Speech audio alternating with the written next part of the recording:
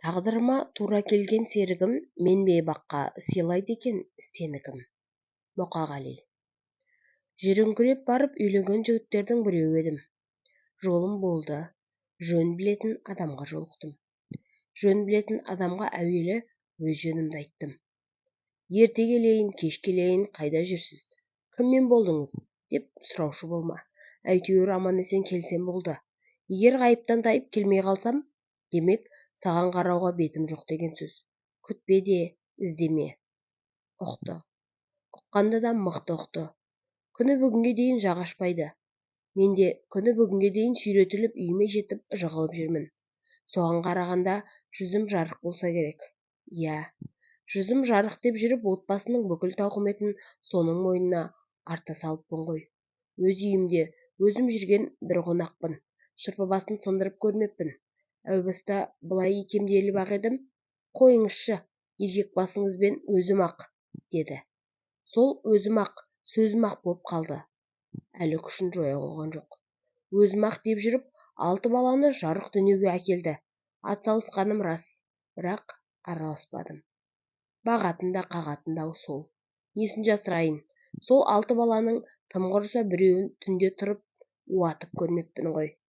Әйтеуір бір қарасам бесікте жатады, бір қарасам еңбектеп жүреді, енді бір қарасам әлгі бесікте тағы біреу жатады, іңгәлап. Ей жаратқан, бергеніңе шүкір деймін де қоя саламын. 6 баламен бір байдың бабын табу оңай ма? Ерте тұрады, кеш жатады.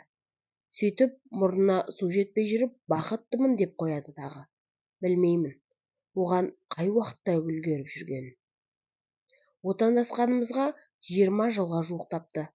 Сол уақыттан бері шәй деспедік десем, сенбейсіздер.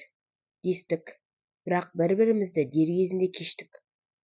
Мен қызуғанды, ол салқынғанды. Мен лап ете қалғанда, ол ләм демей қояды. Суық суға малып алған ыстық темір сияқты быж етіп барып басыласың сосын. Сөйте әбден сыралғы болып, үнсіз ұрсатын халге жеттік. Жалпы ол маған үнсіз сүюдің, үнсіз жақсы көрудің үлгісін көрсетті. Соған да мені де үйретті.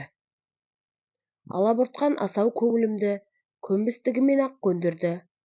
Шаңырақ көтерген шағымыздан бастап-ақ ол өз басын мүлде ұмытып, тек мен деп қана, бала-шаға деп қана өмір сүріп келеді екен. Әйел деген сөздің синонимі құрбандық деп өткенде бір жазып едім.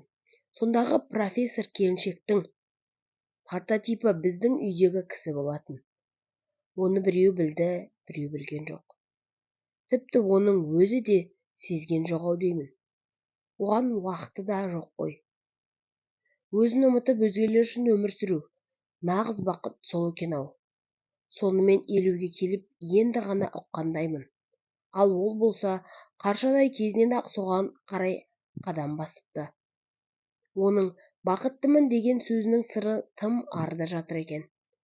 Еркек 40 жыл жүріп, қол жеткізген жетістікке әйел 40 күнде жетеді екен.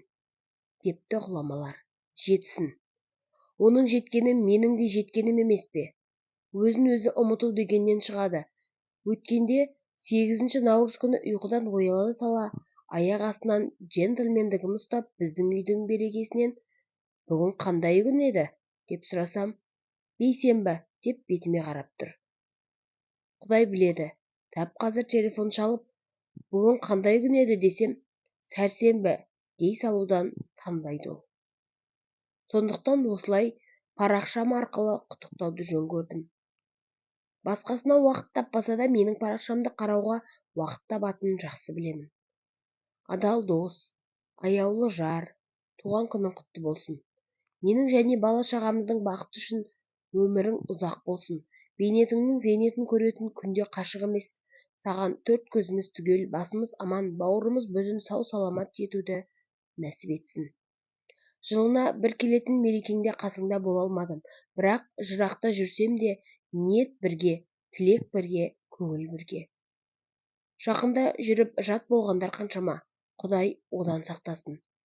Өз отбасында бақытты бола алмаған адам өзге еш жерде бақытты бола алмайды. депті бір дана. Бақыттымын, шүкір. Әз басыма көрсеткен құрметің үшін, риясыз құрметің үшін ризамын.